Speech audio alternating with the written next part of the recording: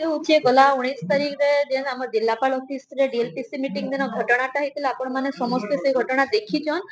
ଯେନ୍ଟା କି ଆମେ ପୁରାପୁରି ଭାବେ ଦୃଢ ନିନ୍ଦା କରୁଛୁ ଯେହେତୁ ଯେନ୍ କଲେକ୍ଟର ମ୍ୟାଡାମ ଗୋଟେ ତାଙ୍କର କଥାଟା କହିଥିଲେ ଗୋଟେ ନାରୀ ନେତୃତ୍ୱ କି ଯେନ୍ ପୁରୁଷ ପ୍ରଧାନ ଦେଶରେ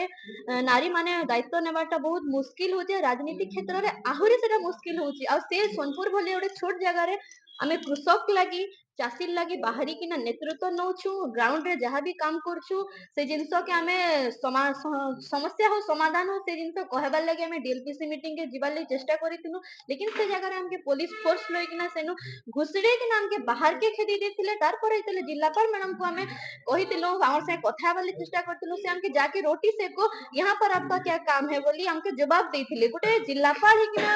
ତାଙ୍କନୁ ଆମେ ଆଶା ନାଇଁ କରିବା ସେ ଗୋଟେ ଜିଲ୍ଲାର ଆମର ତାଙ୍କର ଉପରେ ଆଶା ଅଛି କି ଆମକୁ ସେମାନେ ମାନେ ନିହାତି ଭାବେ ଭଲସେ ଦେଖିବେ ଜିଲ୍ଲାକେ ଯାହା ବି ସମସ୍ୟା ଅଛି ସମାଧାନ କରିବେ ହେଲେ ଏପରି ଗୋଟେ ବାଇଟଟେ ଦେବାର କଥାଟେ କହିବାର ଗୋଟେ ନାରୀ ହେଇକିନା ନାରୀ କେ ଦେବାଟା ପୁରାପୁରି ନାରୀ ସମାଜକେ ଆଜି ମାନେ ଅସମ୍ମାନ ଜଣେଇଛି ଆଉ ସେଥିଲାଗି ଆଜି ଆମ ଉଦ୍ଦେଶ୍ୟଟା